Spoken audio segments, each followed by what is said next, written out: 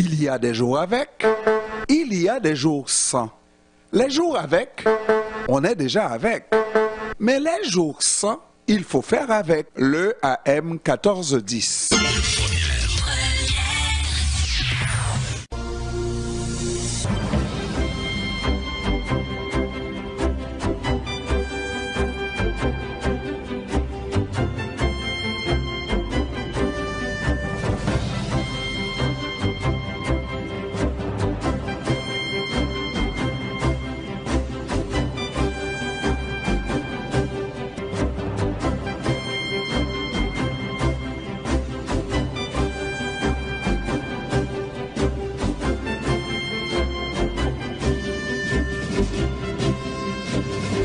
17h35. Québec fait belle figure pour plusieurs indicateurs du bien-être. Pour nous en parler, nous avons avec nous en ligne Sabah Khan, qui est directrice générale de la Fondation David Suzuki. Bon après-midi, Madame Khan.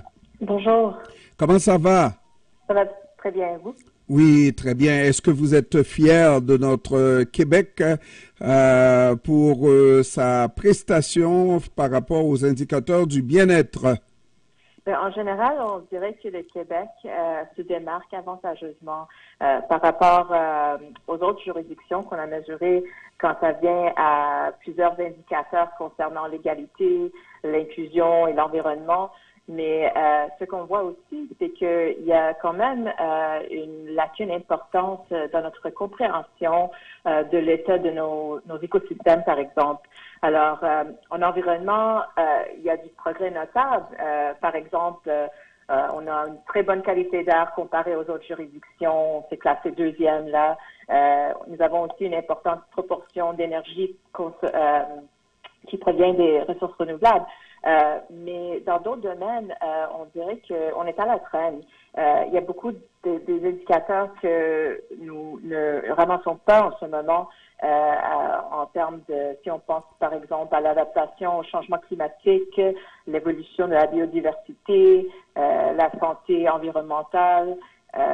Donc, on dirait que oui, il y a du progrès, mais le Québec peut aussi vraiment hausser son ambition à plusieurs égards.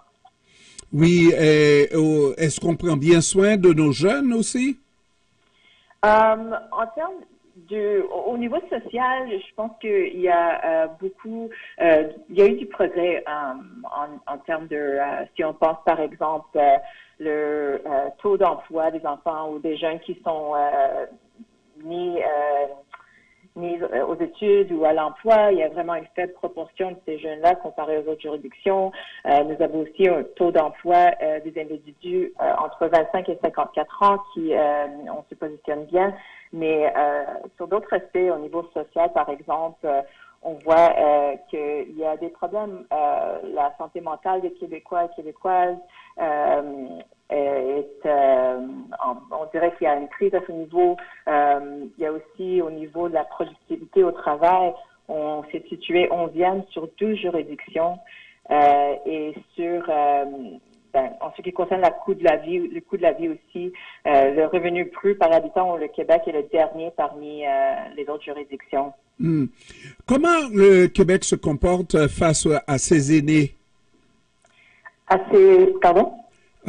Face à ses aînés. Oh, je comprends pas bien. Non, je parle des personnes âgées, oui. Comment? Des personnes âgées, oui. En fait, parmi les indicateurs que nous avons vus, il n'y a pas d'indicateur spécifique sur les personnes âgées, mais au niveau social, l'espérance de la vie est relativement longue au Québec comparée aux autres juridictions.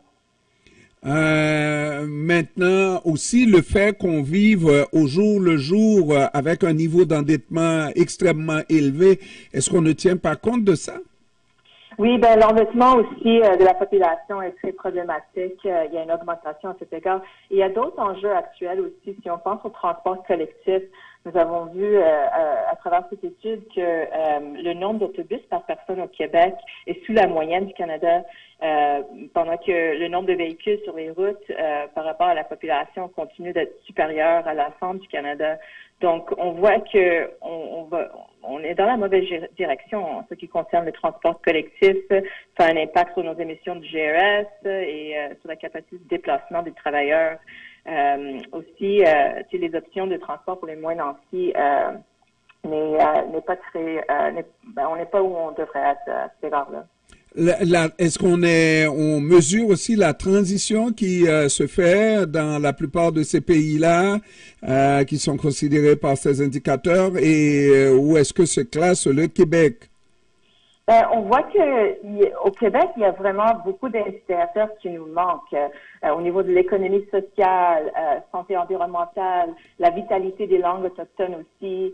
Si on pense à notre budget, aux investissements en adaptation au changement climatique, ce sont des informations que notre juridiction ne ramasse pas. La France et l'Allemagne, par exemple, ils publient régulièrement des statistiques sur les catastrophes et sur les urgences naturelles, aussi sur l'indice des espèces en péril.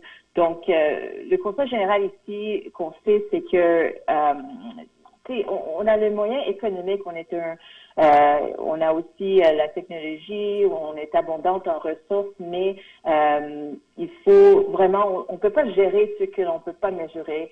Et si nous voulons vraiment avoir une idée réaliste de la mesure dans laquelle nous atteignons ou non les objectifs en matière de climat, en matière de biodiversité, il faut vraiment une meilleure connaissance de plusieurs indicateurs. Il faut vraiment combler les lacunes dans notre compréhension de l'état de nos écosystèmes en particulier. Ça veut dire que votre fondation, David Suzuki, a encore du chemin à faire, beaucoup de travail avant d'arriver, parce que cette question-là concerne vraiment pas seulement les dirigeants, mais tous les Québécois, parce que nous sommes très énergivores, nous sommes avec les VUS et nous les aimons, nos VUS au Québec. Oui, mais la bonne chose, c'est que le gouvernement, on est prêt. C'est pas juste la Fondation Suzuki, mais le G15+, on est un ensemble d'une quinzaine d'organisations provenant du secteur économique, social, environnemental et le secteur syndical aussi. Alors, on dirait que c'est vraiment un microcosme de la société québécoise. Ça a beaucoup de valeur parce que nous prenons nos décisions par consensus. Et c'est vraiment que ce projet-là, ça nous démontre que concrètement, les acteurs des milieux économiques, sociaux et environnementaux, syndicaux et financiers sont vraiment capables et sont déjà en train de co-construire une nouvelle vision pour l'économie québécoise basée sur le bien-être de l'humanité et des écosystèmes. Et donc, d'après moi, la portée collective des organisations du G15+, devrait vraiment inspirer le gouvernement à explorer nos propositions, notre travail. Je vous invite fortement d'aller voir ce travail innovant si vous ne connaissez pas déjà sur le site indicateur.québec. Oui, je vais y aller, mais en attendant, je voudrais peut-être que vous incluiez quelque chose pour tout le monde naturellement comme indicateur, comment on accueille les étrangers chez nous. Alors, ce n'est pas un indicateur que nous avons mesuré parmi les 71 que nous avons mesurés. On a choisi les 71 indicateurs par rapport à ce qui a été vraiment disponible pour faire une comparaison robuste. Mais si on pense au futur, je pense que il nous faut on a besoin de plus de documentation de ces indicateurs en ce qui concerne les étrangers, je pense. Parce que on a la facilité de rendre les étrangers coupables, responsables de tous les malheurs d'un pays où ça va bien, alors que ces gens-là quittent souvent.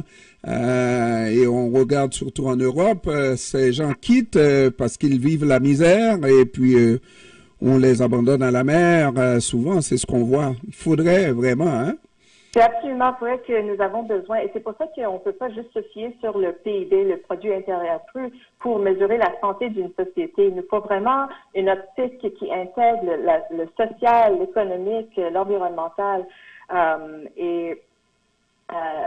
Si on pense vraiment à ce qu'on veut faire par exemple, prochainement en biodiversité, au niveau des changements climatiques aussi.